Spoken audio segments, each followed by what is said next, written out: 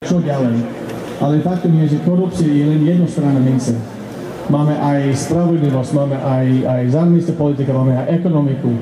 Predsa medzi týchto strán, ktorí kandidujú aj nových, aj starších, sú rozdiely. A nemusíme podliehať skepsu, že všetko na Slovensku je v záručí nejakých finančných skupín. Nie je to tak.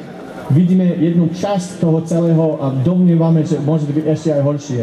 Ale vážený, to, že dneska sa vážne vyšetruje tú gorilu, je dôvod na radosť a na nádej. Tak poďme do toho. Prišli sme sa pozrieť na dnešný protest, že či naozaj gorila je iba okrajová záležitosť, ktorá sa týka pár ľudí na internete, alebo sa nájde dosť ľudí, ktorí sa v mene jej prešetrenia a prípadného odsúdenia aktérov, ktorí spáchali nejakú trestnú činnosť, vedia výjsť do ulic.